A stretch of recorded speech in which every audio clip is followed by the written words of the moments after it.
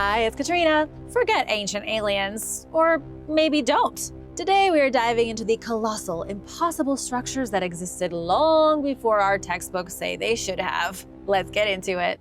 The forgotten megaliths of Gornaya Shoria. Siberia's untouched wilderness hides a secret that defies history. High in the brooding, untouched wilderness of southern Siberia, where bears outnumber the tourists 10 to 1, there lies a mystery big enough to shatter history textbooks and make archaeologists sweat through their khakis. Rising out of the Shoria Mountains, far beyond civilization's reach, are towering granite giants. Neatly cut and stacked like God's personal game of Jenga, these stone colossi are either a gift from an ancient lost civilization or the most suspicious natural formation since crop circles started spelling out phone numbers. Welcome to Gornaya Shoria, home of the megaliths that no one can explain and few have dared to explore. Here there is wall after wall of granite blocks, each weighing up to 3,000 tons, cut with surgical precision, stacked 140 feet high, and arranged with 90-degree corners that are so perfect they would make a T-square blush. That is the reality of Gornaya Shoria. It's a huge cyclopean wall in the middle of Russia's mountains. But who built it? Discovered during a 2013 expedition led by Georgy Sidorov, these formations are carved from granite, which, if you happen to be a rock nerd, you already know is one of the hardest rocks known to humans.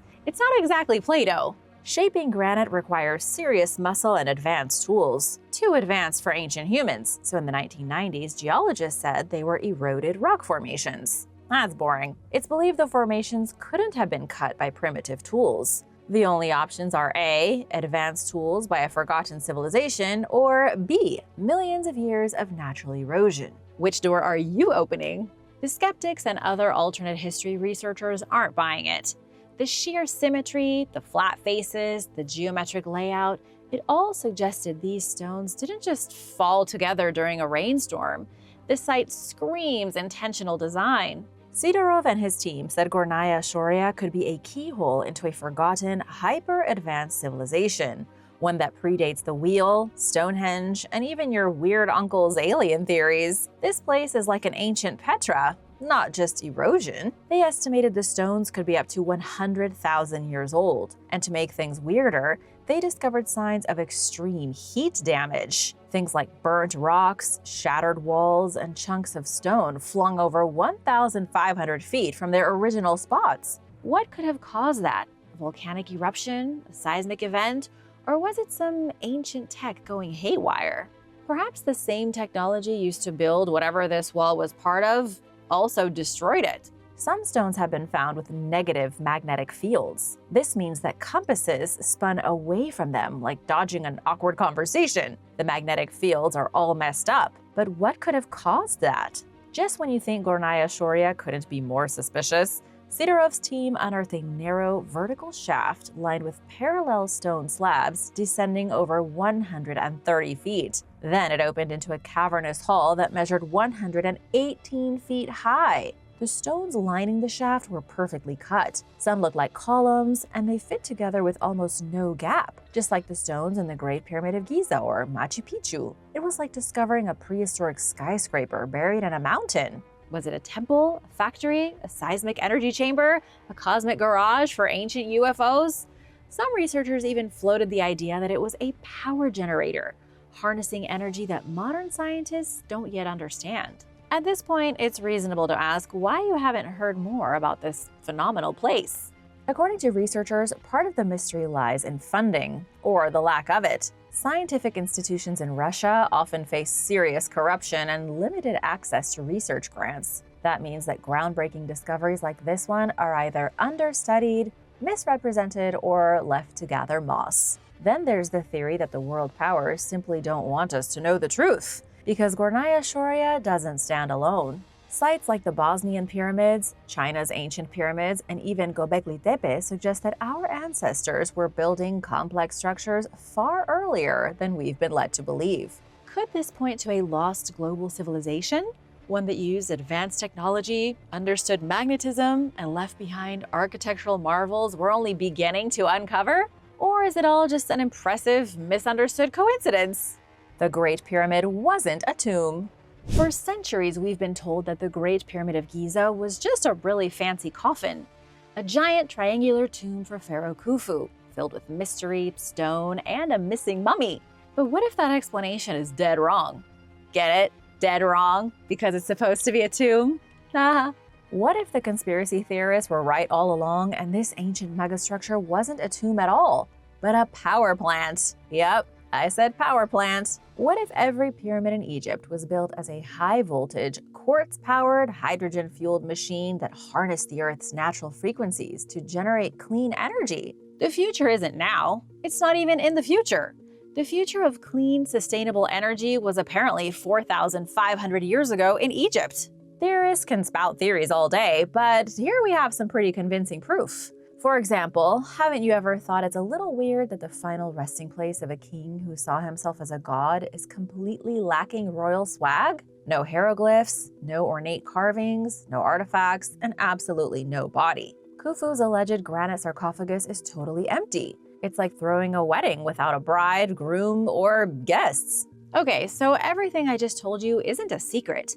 You might already know that the Great Pyramid has no body in it. While pyramids were built as tombs for pharaohs, very few mummies have actually been found inside them due to ancient tomb raiding. I mean, building a big monument to house your body and treasure is just asking to be robbed. Everyone for thousands of years knew that. Most pharaohs, especially from later periods, were buried in hidden shaft tombs in necropolises like the Valley of the Kings. Pyramids served as grand monuments to their divine status and facilitated their journey to the afterlife. Let me rattle off some numbers for you. The Great Pyramid was made with 2.5 million blocks, weighing a total of 6 million tons. Impressive, right? It's also perfectly aligned to true north, off by just 1/15 of a degree. The base is leveled to within 3/4 of an inch over 13 acres. Each side is within 2 inches of each other, meaning the pyramid sides match with 99.98% accuracy. And it's not 4-sided. It's technically 8-sided, with each face slightly concave. This is something only visible from the sky or during the equinoxes, which makes you wonder, who are they building this for? You can only see the 8 sides using Google Earth or looking down from an aircraft. But I suppose you could see it out the window of a spaceship too. Here's my favorite number floating around out there. Multiply the height of the pyramid by 43,200 and you get the Earth's polar radius. Do the same with the base and you get the planet's equator. I'm not sure what to do with that information, but I'm just passing it on to you. Either the ancients had satellites or this wasn't their first rodeo. The mathematics that went into building this thing are sophisticated enough that Einstein would need a calculator. So who really built it? Mainstream scholars insist the Egyptians did. But if they did, why don't they ever mention how? Graham Hancock and his fellow rogue historians believe the Giza pyramids align with the Orion constellation as it appeared in 10,500 BC. The Sphinx faces the constellation Leo at the vernal equinox of the same era. In Hancock's version of the story, the Egyptians didn't build the pyramid. They found it, cleaned it up, slapped their own names on it like history's greatest plagiarizers, and used it for ceremonial purposes. The real builders were pre-flood humans from the days of the Garden of Eden. People from a time when civilizations dominated the world with advanced technology, powered by the Earth's natural processes. You know, geothermal, wind, acoustic, ley lines, that sort of thing. So the question remains, was the Great Pyramid merely a pharaoh's elaborate empty tomb or a relic of a forgotten, technologically advanced civilization? What resonates most with you? The accepted narrative or the whispers of a weird past? And now for a quick break because it's shout-out time. I want to give a big thank you to Philemon Jones and Brett Powers for supporting this channel. Glad I can help you go to sleep. Sleep's important. You might miss this shout-out though. If you are new here, be sure to subscribe and hit that notification bell if you haven't already.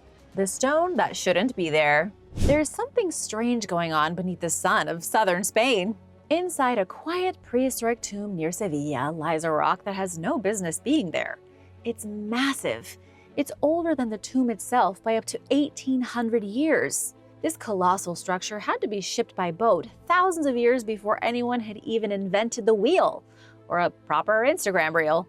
This mystery takes us to the Mata Rubia Basin, a 2-ton, nearly perfect rectangular block of gypsum cataclysite. I've never heard of that, but apparently it's a rock so fancy it comes pre-installed with marbled red, green, and white veins. This thing isn't just big, it's deliberately beautiful. The Mata Rubia Basin was discovered in 1917 inside a dolmen tomb within the sprawling Valencina de la Concepcion megasite, the largest known Copper Age settlement in Europe. The tomb dates to about 2700 BC. But when scientists used optically stimulated luminescence to date the Mata Rubia Basin, they were shocked to find it was carved around 4544 BC. That is a 2,000-year discrepancy. Who the heck put the basin inside the tomb 2,000 years later? Well, they didn't move it.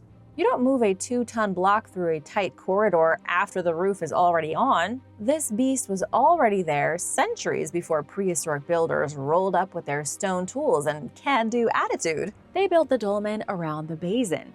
It's like building the throne room around the throne. But why? Some suspect there was a much earlier monument at the site. It's possible the massive stone block was in some sort of forgotten temple, prehistoric art installation, or antediluvian city. Plus, the basin wasn't local. It's made of a type of stone found dozens of miles away across what used to be the Gulf of the Guadalquivir. The stone to build the basin had to be ferried across an ancient inland sea. Don't forget, this was 6,500 years ago. I didn't know they had commuter ferries back then. The Mata Rubia Basin is the first direct evidence of water transport of a megalith in Spain's prehistory. Ancient humans floated a monster rock across prehistoric waters and then dragged it a mile uphill to Valencina. And you thought moving your couch was hard work. I'd love to blame aliens, but I can't. Scientists found chisel marks on the basin identical to the marks left by polished stone axes. This thing was definitely crafted by primitive humans. The biggest unanswered question is the motivation. Sure, it's a good-looking rock. I like to keep good-looking rocks I find too, but I've never floated a rock I found across the sea just to, look at it with my caveman friends? Although that sounds fun. The Giants of Rapa Nui. Far out in the moody, storm-tossed waters of the South Pacific, over 2,200 miles from the nearest continent, lies a tiny triangle of volcanic land where ancient gods, stone giants, and maybe a few cannibals once ruled. You know it as Easter Island, but locals call it Rapa Nui, and its original name is borderline unpronounceable by our English-speaking mouths. Before it was Rapa Nui, the island was known as Te Pito o Te Kainga a Haumaka, which translates as the navel of the world. Piece of cake to pronounce that. Made it sound natural, huh? Sounds cozy, right? Like a peaceful place where Polynesian ancestors sipped coconut water and watched sunsets from their moai-shaped lounge chairs. While it may seem cozy, there is a prehistoric violence simmering under the surface. Rapa Nui's history is more turbulent than most people realize. There is a reason the giant stone heads of Easter Island look like they're judging you. They've seen some crazy things over the eons. Most people just call them the Easter Island heads, but they are actually known as moai. The moai statues are central to this sinister origin story of this distant, isolated island. Most scholars think the first settlers arrived on Easter Island between 300 and 1200 AD, likely from the Marquesas or Gambier Islands. Pay attention because this is important. These Polynesian voyagers brought social drama with them too. By the 1500s, the island had split into two rival confederations, each trying to out-statue the other. Scientists believe the doom of Easter Island came because of all of these statues. The running theory is that the Polynesian settlers split into two rival groups and waged a sort of endless statue-building war, like a really weird sandcastle competition. Thousands of trees were chopped down, supposedly to roll the giant moai statues into place, which ultimately led to mass deforestation, which itself led to food shortages and a full-on civilization collapse. Then came European explorers in the 18th century, and that's when it was game over. On Easter Sunday, 1722, Dutch explorer Jacob Roggeveen landed on Rapa Nui. According to the origin story, which you definitely won't hear from your indigenous tour guide, Jacob and his crew met giants. The Europeans who found Easter Island claimed it was occupied by a bunch of 12-foot-tall, fair-skinned, red-haired people with drooping ears and body paint. These were not your typical Polynesians. Jacob described them as the sons of Goliath, saying his crew could have walked between their legs without stooping. It's a rather important detail that history seems to have forgotten, possibly on purpose. Jacob landed on an island thousands of miles from any other coast, and the place was occupied by apparent descendants of the Nephilim, and they were, without a doubt, worshipping the Moai as gods. Sounds too crazy to be true? Maybe to our modern ears, but Roggeveen swore it was real, and he wasn't the only one. In 1864, French missionary Eugene Yeroud arrived and found the same giants. He said the people of Easter Island belonged to a rigid caste system, where a genetically distinct ruling class stood apart from the general population. This ruling class was taller and more European-looking than everyone else. Do you think this was true, or was there a bit of racism going on? Just saying. Yeroud also rediscovered something strange: the Rongo Rongo tablets. These are wooden relics carved with a language so baffling it's still undeciphered today. While AI is busy deciphering ancient languages from here to the moon, the Easter Island script remains entirely uncracked. Some think it's the lost language of the biblical giants, but that's just a crazy rumor, right? Now for the part that gives historians the ick: cannibalism. There is a cave called Anakai Tangata on the island. In English, this means the place where men are eaten.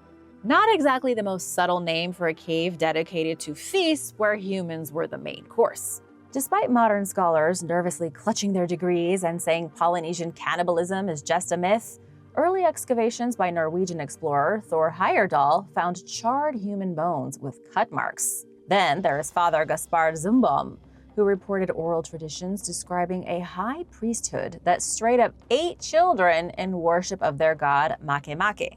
Who's Makemake? Glad you asked. Makemake was the chief deity of Rapa Nui, depicted with giant eyes, a round, eerie face, and sometimes bird-like features. He lived mostly in underground caves. His name echoes across Rapa Nui in glyphs and rituals, and weirdly, he doesn't match most Polynesian gods. Some compare him to Tane, the Polynesian creator god. Others think Makemake is closer to Saturn/Cronus, the Greco-Roman child-eating underworld god with a taste for drama. Either way, he was in control of the island, and people sacrificed their own kids in his name. This whole cannibalism thing isn't just an ancient rumor. In 2001, child bones were discovered with surgical cut marks, suggesting that flesh was removed before cremation. Not exactly your typical family barbecue.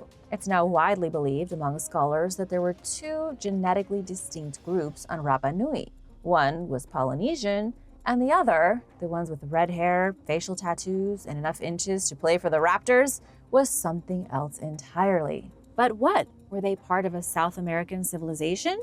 Many scholars see connections between Easter Island and Peru, with some Moai statues resembling statues found near Lake Titicaca. It's possible the Polynesians arrived to find the island already populated by a race of giants. Maybe that's why their statues are so big. The secrets of the Moai, along with their mysterious script, remain elusive for the time being. The real obsession with the sky. High in the wild, wind-whipped mountains of Armenia, one of humanity's oldest group projects kicked off 14,000 years ago. Prehistoric humans got together, looked up at the night sky, and said, "Let's draw the cosmos." And that was exactly what they did in the form of petroglyphs. Armenian rock art is some of the most spectacular in the whole world, and I suspect it's hiding very, very old secrets. These prehistoric sketchbooks are scattered across the Gegham and Vardenis mountain ranges. This volcanic landscape looks like a fantasy novel's concept art. At nearly 6,000 feet above sea level, these peaks gave ancient skywatchers front row seats to the celestial show. Ever seen the stars without light pollution?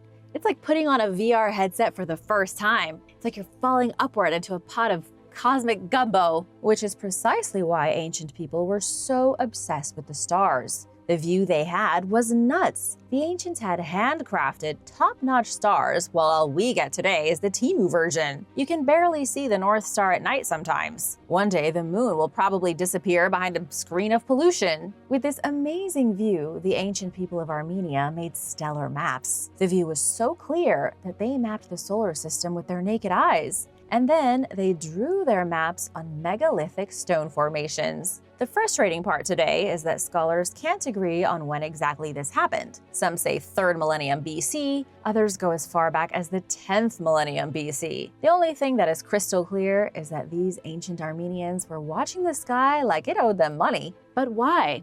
Experts aren't so sure. They think the Armenian sky obsession was deeply spiritual. They may have worshipped the heavens, tracked time, and predicted seasonal changes using petroglyphs as divine calendars/cosmic survival guides. My favorite of all the rock art in this area can be found on Mount Uktasar. This site features some of the oldest rock carvings in the country, dating to about 12,000 BC. These are scratched into dark, brooding volcanic stones left behind by an extinct volcano. The site was found at the start of the 1900s. It's been a century and a quarter, and scientists still don't understand what the petroglyphs mean, precisely when they were made, or what secrets they're covering up for whoever lived on this mountain before recorded civilization. The Inca fortress that defies gravity. High in the Andean mountains of Peru, at an altitude that'll have you wheezing and seeing bright things in your vision, stands a marvel of ancient engineering that even modern architects would look at and say, nope. It's called Ollantaytambo. It's a site so grand, so baffling, and so suspiciously well built that some folks are still convinced it was the work of aliens. Perched 45 miles northwest of Cusco, in the heart of the Sacred Valley, this town-turned-architectural mystery was once the pride of Emperor Pachacuti, the man who not only conquered the area, but also rolled up his sleeves and built a kingdom in the mountains, one stone at a time. In the 1400s, Ollantaytambo was a royal estate, a spiritual mecca, and a strategic military fortress. Think of it as the Inca version of an all-inclusive resort. It was such an important strategic stronghold that when the Spanish attacked, Manco Inca Yupanqui used it as a bulwark against the invading forces. It was a good try, but the Spanish weren't about to turn tail and go home. Ollantaytambo ultimately fell, and so did the Inca Empire. Ollantaytambo's main fortress is still relatively intact. You can climb the 200 steps up to its front gate and be greeted by enormous stone blocks, some weighing tens of tons, stacked so precisely that even a modern laser-guided saw would feel insecure. The most jaw-dropping of all the structures at Ollantaytambo is the Temple of the Sun, a masterpiece of megalithic masonry with monolithic stones so flawlessly shaped they practically snap together like a brand new piece of Tupperware. There is not a drop of mortar in sight, and good luck sliding even a strand of llama wool between them. On the stones are carvings, reliefs, and grooves that some believe were part of astronomical instruments. Others say the Inca were just really flamboyant with their decorations. The sad truth is that whatever these strange symbols mean, no one will ever know, not until scientists figure out how to resurrect long-dead Inca priests. Ollantaytambo is rife with symbolism, evidence of technological marvels, and still working engineering features. For example, the water fountains in the city are still up and running after more than 500 years. One section, nicknamed the Princess Baths, had water channels carved into stone and precision plumbing designed before Europeans even had running water in their castles. Incas took their water and hydraulic systems very seriously, creating channels and terraces that funneled water, fed crops, and made your modern sprinkler system look like a soggy joke. According to some researchers, the entire layout of Ollantaytambo is shaped like a llama, a sacred magic llama. Meanwhile, up on the mountainside is something called the Eye of the Llama, a mysterious stone structure positioned to catch the first rays of the sun on the December solstice. If true, this place wasn't just a fortress, it was a celestial calendar, a llama-shaped observatory, and a solar-powered time machine. There is even a vertical stone wall in Ollantaytambo with protruding knobs, believed to be a solar clock, marking the zenith of the sun.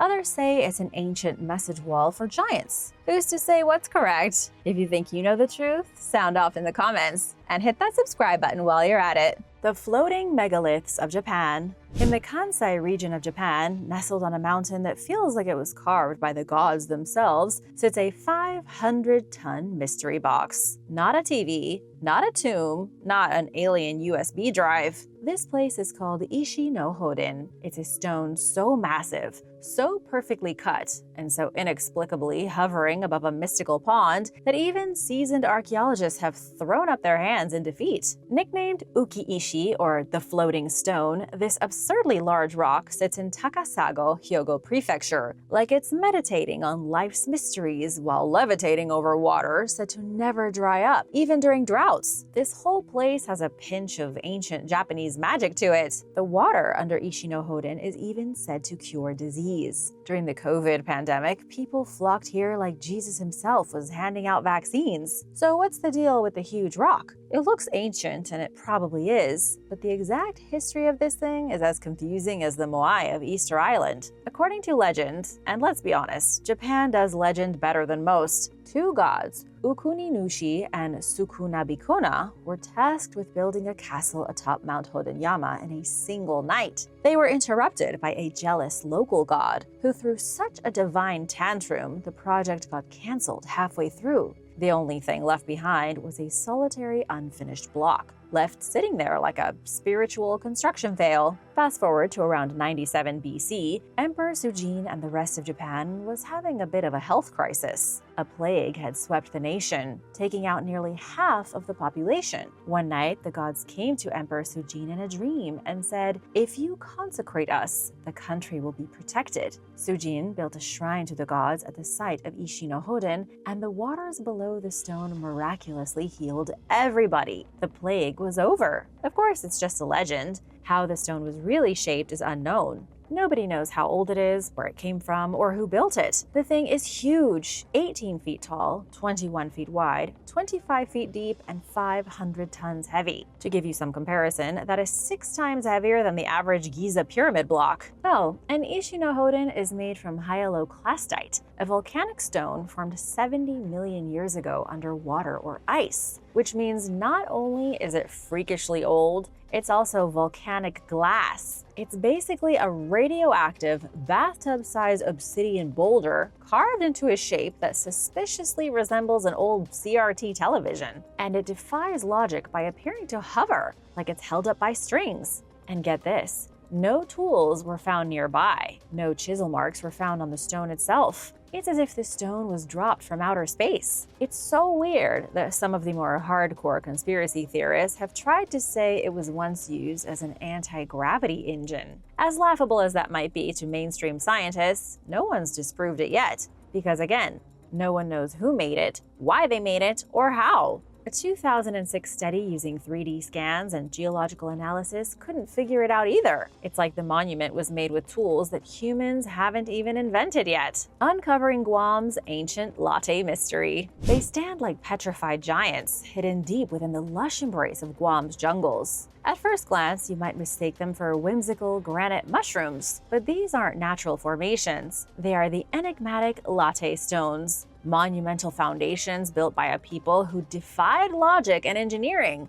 leaving behind a legacy that still baffles us today. And sorry to disappoint you that we are not talking about coffee. These are the foundations of the Chamorro ancestors. The Chamorro people built these enormous pillars. Then they built impressive structures on top of them, sort of like building a house on stilts. What's crazy is that the Chamorro did this without modern tools, essentially placing houses on top of stone drumsticks. How did they do it? And was it even the Chamorro who did it? The Latte stones supported tall, steep-roofed, thatched wooden buildings. The oldest surviving ones date to around 1200 AD, reserved for high-ranking families and celebrated warriors. The Chamorro were so obsessed with building this style of home that they began to compete with one another. It became a game of my pillar's bigger than yours. Some Latte stones stand a modest 4 feet tall. Others are a towering 7 feet high, with cross-shaped layouts, architectural wings, and room for 60 people and a fleet of ocean-going canoes underneath. That's not just a home. That is a statement piece and a naval shipyard mixed into one. The House of Taga in Tinian boasts some of the largest standing Latte stones in the Mariana Islands. Each capstone weighs as much as a small military tank, and the pillars stand over 12 feet tall, roughly the height of a giraffe, having a good stretch. The mind-bending part is that the ancient Chamorro did all of this without metal tools, power machinery, or cranes. All they had were basalt chisels, teamwork, and what must have been impossibly swollen forearms. Unfortunately, the Spanish colonization of Guam in 1668 destroyed the Chamorros culture. The Spanish forcibly relocated local communities, outlawed indigenous practices, and replaced the latte stones with wooden European-style homes.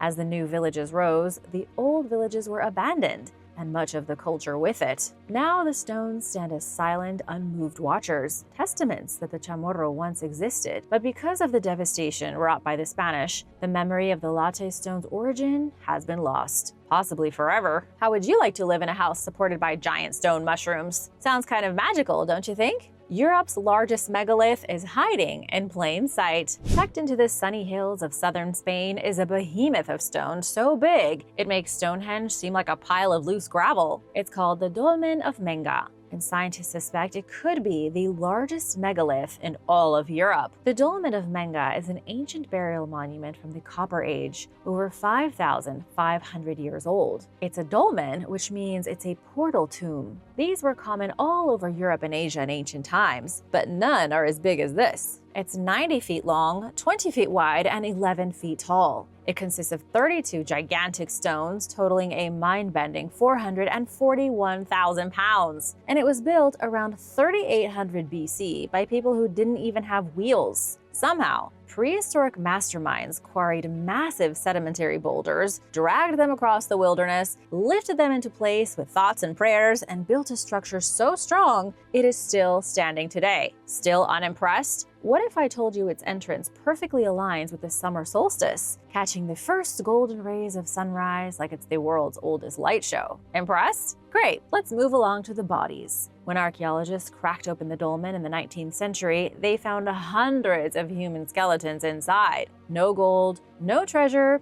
just bodies, and lots of them. This was no pharaoh's crypt. This was a communal monument, a place where ancestors were laid to rest in a carefully engineered celestial chamber. The Dolmen of Menga was built as a portal between the living, the dead, and the stars. And they didn't just build one. The Antequera Dolmens complex in Spain includes two other dolmens, Viera and El Romeral. Both are as equally perplexing as the Dolmen of Menga. Despite all the new research, Menga's secrets aren't fully solved. Scientists can date the rocks and make up stories about how the ancient people used them as ritual sites, but in reality, they don't know. Nobody does. Some think that dolmens were used by prehistoric giants to bury their chiefs, and then repurposed by ancient humans. Thanks for watching! Be sure to stay tuned for extra content you might have missed. King Tut's sandals. Sandals and flip-flops are a pretty common type of shoe these days, but it turns out they have been around for thousands of years and haven't even changed that much. But where did they come from? It seems like almost back to the dawn of humanity. Their history dates at least as far back as ancient Egypt, but probably even further. Believe it or not, King Tut himself wore thong sandals. There have even been extensive studies on his 3,300-year-old footwear. King Tut's sandals were made from various materials, including gold, vegetable fiber, birch bark, glass, leather, gemstones, and glazed ceramic. The young ruler had a club foot and lacked a middle toe bone on his right foot, so he needed some special custom fancy sandals. He was buried with at least 80 pairs of shoes of different sizes, rivaling some of your closets, I'm sure. Some were falling apart, while others were found in great condition. Many of the shoes were stuffed in the middle of the sole to provide the ailing king with extra comfort. Experts identified several features that were not found in other ancient footwear, including the shoes found in the tomb of King Tut's grandparents, Yuya and Yuryu. These features include horizontal straps just below the toes and semicircular panels on the insides of the shoes. The question is, did he wear his sandals with socks? I'm guessing not. So the next time you slip on your sandals to run to your mailbox or go grocery shopping, remember that you are continuing a long-held tradition. The Goddess of Death. The Goddess of Death statue was originally named the Woman of Lem because of the small town where it was discovered on the island nation of Cyprus. The statue was unearthed in 1878, and most experts agree that it dates back at least 3,000 years. The woman of Lem became known as the goddess of death after those who owned the statue either died or experienced unimaginable suffering almost immediately after acquiring it. The statue was first created thousands of years ago to depict an ancient fertility goddess, probably by an ancient civilization living in the Mediterranean. After it was dug out of the ground, a British colonial named Lord Elfont got his hands on the relic. Unfortunately for him, he and 6 members of his family died under mysterious circumstances within just a few years of obtaining the cursed relic. The next owner was a man named Ivor Manucci, and his entire family was dead within just a couple of years of coming into contact with the goddess of death. The same thing then happened to the third owner of the statue, a man named Lord Thompson Noel. He and his whole family were dead in a handful of years. The last private owner of the statue was a guy named Sir Alan Biverbrook, and he died with his wife and his 2 daughters after buying the cursed object. This left his sons to care for the obviously dangerous artifact. But instead of risking their lives, they donated it to the Royal Museum in Edinburgh, Scotland. Unfortunately, when the museum decided to put the statue on display, the curator who physically touched the artifact and put it in its case died shortly thereafter. And since then, the goddess of death has remained safely behind glass. Lost Labyrinth. The discovery of a mysterious lost labyrinth, previously believed to be a mythical structure, is yet another enigma from ancient Egypt. This newest discovery was made at an archaeological site near the city of Dashur, around 60 miles from Cairo. This site contains the mysterious Black Pyramid of the pharaoh Amenemhat III. His pyramid stands beside the ruins of what was once a complex system of courtyards and galleries. This stuff was all found in the 1800s, with Egyptologists back then believing they had found the remains of an ancient city. But in 2008, archaeologists with the Mataha expedition made a truly shocking find beneath the sand. They uncovered a great lost labyrinth, something said to have been even more complicated to build than the pyramids themselves. It was a huge structure, a series of thousands upon thousands of underground halls, temples, and chambers. But it was all buried 2,000 years ago, lost to the Egyptian desert. Today, there is very little left of the Great Labyrinth. A few rocky foundations and stone towers are all that prove it was ever here at all. The biggest mystery is that archaeologists can't figure out what it was used for. Imagine an underground maze so big you could literally get lost inside of it and die of starvation. Perhaps it was even home to a mythical beast. What it was actually for is the real mystery. What would you do with a labyrinth? Let me know in the comments below. Bronze Age Hoard. While excavating at an ancient fortified settlement in central France last year, archaeologists unearthed Bronze Age pottery packed to the brim with hundreds of pieces of jewelry and other artifacts. They believe that the pots were buried around 800 BC, nearly 3,000 years ago. 2 vessels were filled with women and children's jewelry, including bracelets, anklets, and pendants. Another pot contained tools and weapons, while yet another one consisted of chariot decorations, riding equipment, and wheel parts. A bronze axe was placed on top of each vessel. Researcher Pierre-Yves Milson said that the items could be offerings to the gods that were left at either the founding of the settlement or when it was abandoned, similar to ancient Greek traditions. He described the well-preserved artifacts as exceptional and explained that these objects will help experts better understand their purpose and why they were buried. But more digging and studying are necessary to truly get to the bottom of this fascinating mystery. The Anguished Man. The Anguished Man is a famous oil painting believed to be one of the most haunted things in the entire world. The legend states that the Anguished Man was created by an unknown artist, and apparently it was crafted with paint mixed with the artist's own blood. After the work was completed, the artist took his own life. Today, the Anguished Man is owned by a man named Sean Robinson in England. He inherited the painting from his grandmother, who warned him to be careful because the painting is cursed. Would you accept a painting like this? I don't think so.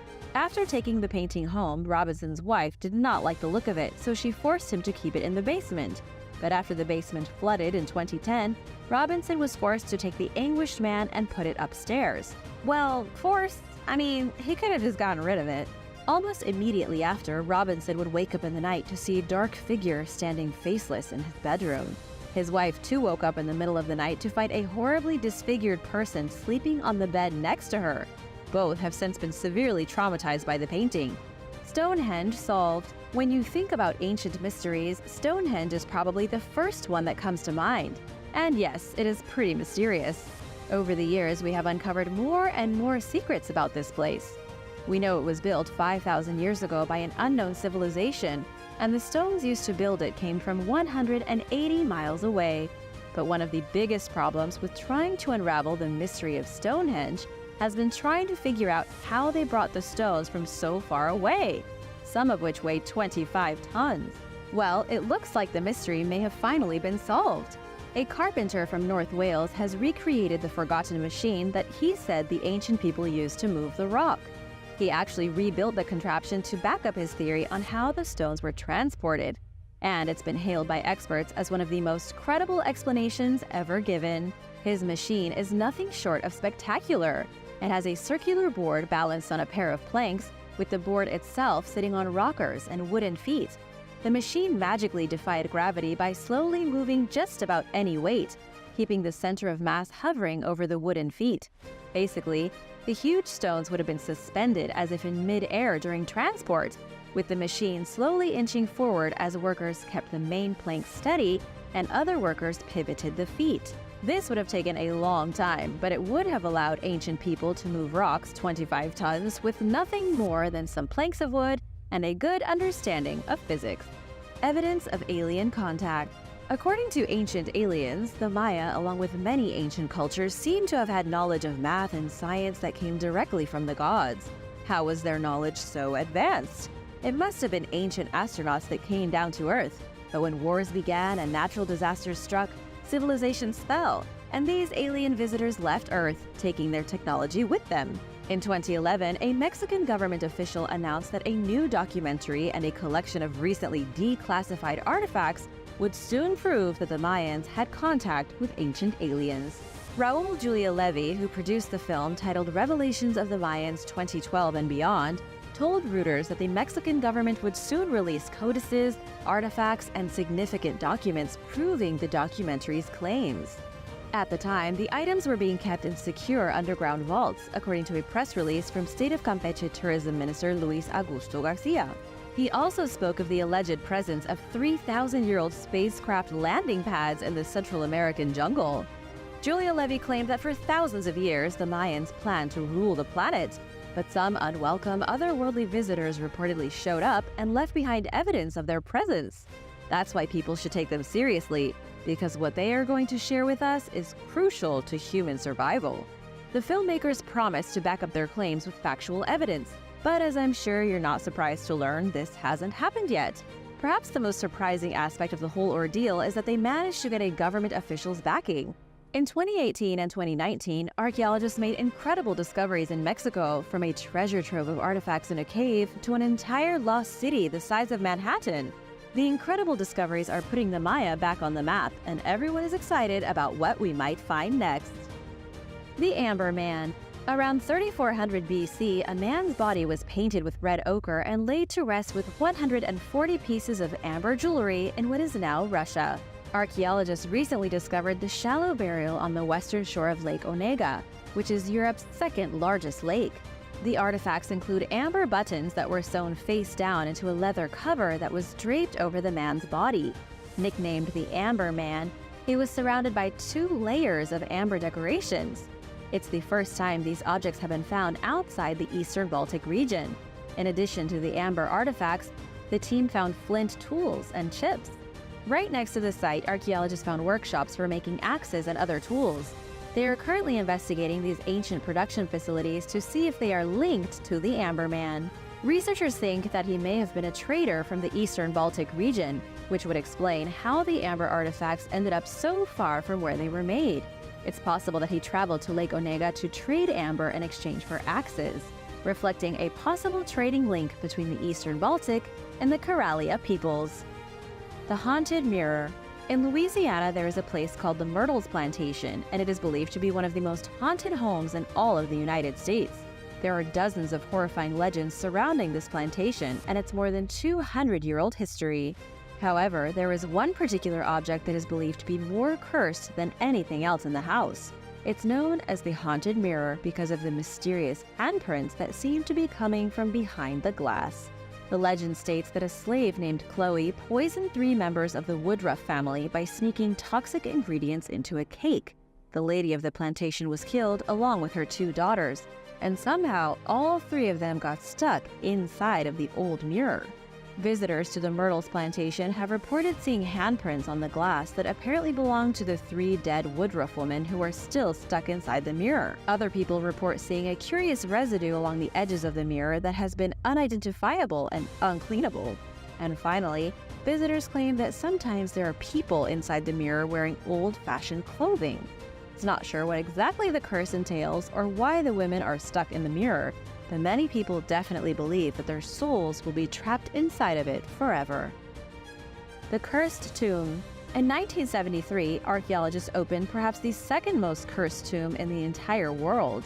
This was the tomb of the Polish king Casimir IV Jagiellon, found in Krakow, Poland. Several archaeologists involved in the excavation of the tomb died shortly after it was opened. Media agencies immediately began to link the devastation involved with the king's tomb with what happened 50 years prior in Egypt, when many of those involved with Howard Carter's archaeological team passed away after opening King Tut's tomb. But in the case of the Polish king, he hadn't been buried for nearly as long as the Egyptian pharaoh. He had only been resting inside of his tomb for 500 years.